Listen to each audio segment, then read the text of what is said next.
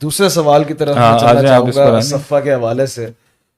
शेख साहब, ये कोर्स, फिर वही सवाल कि आपने ये कोर्स जो कंसाइज किया, जो हम पिछले वेबिनार्स के अंदर बता चुके हैं लोगों को, हमने कंसाइज किया है, वही उलूम जो मदारिस के अंदर पढ़ाए जाते हैं वही यहाँ पर जो है वो कंसाइज वर्जन के अंदर आज की एप्लीकेशंस के साथ पढ़ाए जा रहे हैं। तो आपने ये इनिशिएटिव क्यों लिया? ठीक है, आप मदरसे गए पढ़ने के लिए, आपने उस माहौल के अंदर तालीम हासिल की कि तब्दीली उससे आएगी, इनकलाब उससे आएगा, तो आपने इस इल्मी मैदान के अंदर एक ऐसा कोर्स या ऐसा इंस्टीट्यूट मिदरार के नाम से आपने क्यों डिवाइस किया कि जो कि ऐसे कोर्सेज करवाए इल्म के लिए? तो मदारिस आप और कंट्रोवर्शियल सवाल पूछे ना, और कंट्रोवर्शियल तरीके से कि शेख साहब आप ये बताएं, जब मदारिस मौजूद थे तो आपको अपनी ये 2 ईंट की बनाने की जरूरत क्या थी? या आप ये बताएं आपको ये कोर्स बनाने की क्यों, हुज़ैफा भी बैठा हुआ माशाल्लाह हमारे पास यहाँ पर, आपको जरूरत क्या थी जब हमारे पास 8 साल का एक निज़ाम मौजूद है, अलहदा से ये काम करने की जरूरत क्या थी? तो पहले तो मैं ये बात क्लियर कर दूं, जो एम्बिग्विटी भी कहीं होगी और जो जानते हैं वो जानते हैं, ये कोर्स मदारिस को या उस 8 सालों को डिफॉर्म करने के लिए नहीं आया और ना ही डिफेम करने के लिए आया। ठीक, ये उनको रिफॉर्म करने के लिए आया, ये उनको ब्रिज करने के लिए, इनफैक्ट उनको बचाने के लिए भी बनाया गया था। I did not devise this course to कि मैं उनकी मार्केट खराब कर दूं। मैं यहाँ से बच्चे तैयार करके मदारिस की तरफ रुख करता था कि क्योंकि एक ब्रांड की मार्केटिंग, उसकी सेल्स, उसकी ब्रांड मैनेजमेंट, उसका कंटेंट क्रिएशन, उसकी करिकुलम डिज़ाइनिंग, उसकी सिलेबस मेकिंग, उसकी टीचिंग मेथडोलॉजीज जैसी भी हैं, आउट क्लास है। मैं नहीं कहता कि मदरसे की तालीम वाला, मैं तो प्रमोट इसी को करता हूँ, लेकिन साइकोलॉजीज को भी तो सामने रखना है ना आपने। तो मैं तो बल्कि ये मिदरार बनाया गया था ताकि ये आसान कर दे उनकी बात जो उन्हें समझ नहीं आ रही।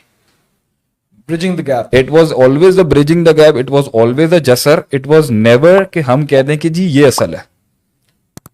ये कभी ये दावा ही नहीं रहा मेरा कभी से कि मैं कहूं कि ये असल है।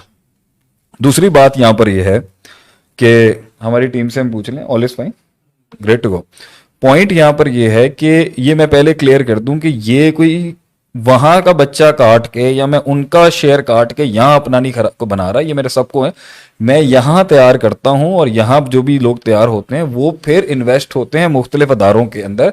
एक इंसेंटिव ये था कि भाई क्योंकि जो देखें स्पोक्समैनशिप, तो अब आईएसपीआर, फौज को भी आईएसपीआर बनानी पड़ेगी, ठीक है। फौज अपना नैरेटिव, अपनी कॉम्प्लिकेशंस, अपनी कॉम्प्लेक्सिटीज, अपनी डेप्थ और अपनी डायनामिक्स को हर जनरल कर्नल तो नहीं बयान कर सकता, तो उन्होंने एक इदारा बना दिया भाई कि हमारे नैरेटिव को ये बयान करेंगे, ये बयान करेंगे आगे से।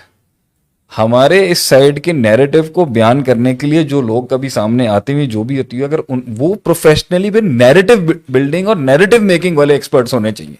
सही, आप किसी ऐसे शख्स के हाथ में अपनी स्पोक्समैनशिप दे देंगे जिसको नैरेटिव बिल्डिंग के उसूल नहीं पता होते, तो वो तो उल्टा और खराब करा देगा आपका, फसाद क्रिएट कर देगा, फसाद क्रिएट कर देगा। और अभी भी आपके सामने सिस्टम में आजकल एक कंट्रोवर्सी चल रही है आगे से। पॉइंट यहां पर यह है कि एक एजुकेशन सिस्टम है, कि पावरफुल एजुकेशन सिस्टम है, उसकी जो स्पोक्समैनशिप है उसको सामने आके बताना पड़ता है कि भाई ये कोई, ये है क्या, ये खूबसूरती क्या है, इसमें हम करते क्या है, हम बोलते क्या है, हमारे जार्गन्स क्या है, हमारी आइडियोलॉजी क्या है, हमारी सोच क्या। ऊपर से एक इंटरनेशनल लॉबी आपके ऊपर अलहदा काम कर रही है, ठीक है। फिर आप ही के हाथ से कुछ इस तरह के ना भी हों, इक्का दुक्का होंगे कुछ, हर सिस्टम के अंदर रोग्स होते हैं, ROGUES वाले उसमें, ठीक। एक दूसरा रोग होता है वैफा और एक रोग, रोग हर सिस्टम में रोग होते हैं, रोग नेशंस जिसे हम कहते हैं। तो वो रोग्स हर जगह के होते हैं, लेकिन आपके रोग्स हाईलाइट हो गए दुनिया में, एज टेररिस्ट, एज एक्सट्रीमिस्ट, और आज भी एक रोग जो है वो हाईलाइट हो रहा है आगे से, बिल्कुल ऐसी। ठीक, हर सिस्टम में रोग्स होते हैं और हर सिस्टम के रोग्स जो होते हैं वो फसाद क्रिएट कर रहे होते हैं, लेकिन उसको न्यूट्रलाइज करना, उसको डिफेंड करना हमारा काम, वो स्पोक्स पर्सन का काम है, वो स्पोक्समैन डिपार्टमेंट का है। मतलब कंट्री का फॉरेन ऑफिस डिफाइन करता है आपकी फॉरेन पॉलिसी को, बिल्कुल ऐसी है। आप अगर हर किसी से जाके ये पूछेंगे कि जी आपका पाकिस्तान आप बताएं, पाकिस्तान का फॉरेन ऑफिस डिफाइन करेगा, बिल्कुल ऐसी। यूएन में हमारा यूएन का स्पोक्स पर्सन डिफाइन कर रहा है, the person sitting over there is representing the entire country. They need to understand कि ये एक डिपार्ट है। सो आपने कश्मीर इशू पे बात करनी है, आपने एक्सपर्ट्स ऑफ कश्मीर इशू पे भेजना है। आप बशीर को नहीं भेज सकते आप आगे से। I remember that Bashir puncture वाला 15 years मैंने भी पूरा लफ्ज नहीं बोला, बशीर पंक्चर वाले को नहीं आप बोल सकते कि वो नेशनल है। हाँ, जहां पर आपने बताना है कि भाई जी इश्यूज, तो आप इश्यूज फिर किसी बड़े से नहीं पूछते, आप फिर ग्राउंड लेवल के आदमी से पूछते हैं इश्यूज क्या है। हमारा उल्टा सी हाथ, जब हम इश्यूज पे बात करने पे आते हैं तो सबसे बड़ा जो होता है, जो सबसे प्रिविलेज्ड होता है, वो अंडर प्रिविलेज्ड के इश्यूज कैसे बताएगा। बिल्कुल ऐसे ही। जब आपने आइडियोलॉजीज बयान करनी है तो आप आइडियोलॉग्स लेके आएंगे, जब आपने स्पोक्स पर्सनशिप रखनी है तो आप एक्सपर्ट्स ऑफ लिंग्विस्टिक्स लेके आएंगे, लैंग्वेज के एक्सपर्ट्स लाएंगे, नैरेटिव बिल्डर्स के एक्सपर्ट्स लेके आएंगे, और जब आपने इकोनॉमिक पॉलिसी बनानी है तो आप उसको लाएंगे जो समझता है, बिल्कुल उस फील्ड का, उस फील्ड का हो ना हो, उस फील्ड की प्रैक्टिकलिटी। जब आपने मसाइल बताने हैं तो आप गरीब को उठा के लेंगे, गरीब बताएगा ना इस मुल्क के मसाइल क्या होते हैं। आप मसाइल पे जब बात करने के लिए आते हैं तो आप प्रिविलेज्ड आदमी को ले जाते हैं। सिमिलरली वो है मदारिस के करिकुलम और मदारिस की एजुकेशन और मदारिस के स्कोप को अगर आपने बयान करना है तो आप उनके अंदर से वो बंदे को लेके आएंगे। रजुल मिन कौमिही, रजुल मिन कौमिही, मैं बंदा हूं आपकी कौम में से। मेरी नजर में ये बहुत वीकनेस थी। और इसके अंदर मैं समझता हूं कि किसी फर्स्ट टाइम इंटेलेक्चुअल, मैंने जो किसी की बहुत इंटेलेक्चुअल हो ना हो, लेकिन the way he was putting his case, Adnan काका खेल साहब वाज एट टाइम्स, जामे तो रशीद जो था उनका काम बहुत जबरदस्त था माशाल्लाह। He was trying to blend in something, he was trying to get the crop from the system. जो एजुकेशनलिस्ट हों, जो आपके डॉक्टर्स हों, इंजीनियर्स हों, I think he was doing a wonderful job and it was very inspiring. अगरचे मैं उनसे आज तक नहीं मिला, लेकिन if my word is going to him, I really appreciate his work.